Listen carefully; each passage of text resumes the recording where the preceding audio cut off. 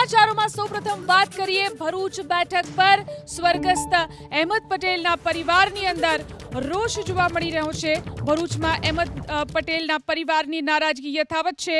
આપને ભરૂચ બેઠક ફાળવાતા મુમતાઝ પટેલની નારાજગી યથાવત। અહેમદ પટેલના પરિવારજનો પાર્ટીના નિર્ણયથી નારાજ છે તેવું કહ્યું છે મુમતાઝ પટેલે। નારાજગી છતાં પાર્ટી આદેશ મુજબ કામ કરવા તૈયાર હોવાની પણ વાત કરી।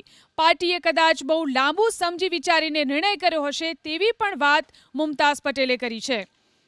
તો ભરૂચમાં અહેમદ પટેલ પરિવારની નારાજગી યથાવત જોવા મળી રહી છે। આપને ભરૂચ બેઠક ફાળવી દેવાતા મુમતાઝ પટેલની નારાજગી યથાવત છે। અહેમદ પટેલના પરિવારજનો પાર્ટીના નિર્ણયથી નારાજ છે તેવી વાત કરી છે મુમતાઝ પટેલે।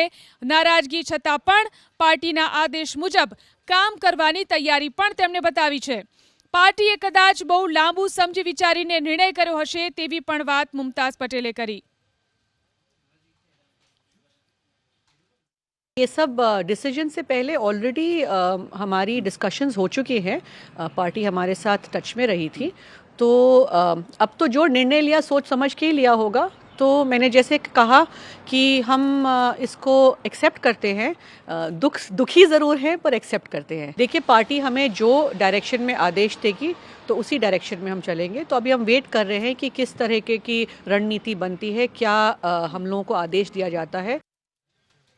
તો મુમતાઝ પટેલની નારાજગીને લઈને ચૈતર વસાવાએ પણ નિવેદન આપ્યું છે।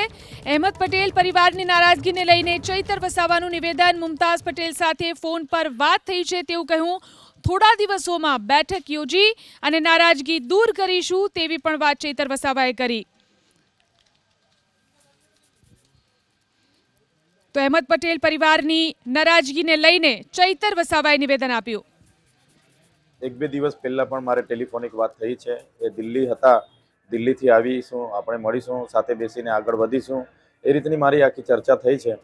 એમ ફેજલભાઈને પણ અમે મળવાના છે અને સાથે બનીને સાથે રહીને માત્ર ચૈતરભાઈ કે આમ આદમી પાર્ટી નહીં પણ આખી ભરૂચ ટીમ બનીને અમે આગળ વધીશું। લોકહિતની વાત છે, એમાં ગઠબંધન થયું છે ત્યારે અમારા ફાળે આ બેઠક આવી છે, તો ચોક્કસ આગળ પણ અમે મળ્યા છે અને અમારા વચ્ચે કોઈ મતભેદ નથી। આવનાર દિવસોમાં પણ અમે એમની સાથે મળીને જ ભરૂચ લોકસભા કઈ રીતના જીતાય એ રણનીતિ અમે બનાવી આગળ વધીશું।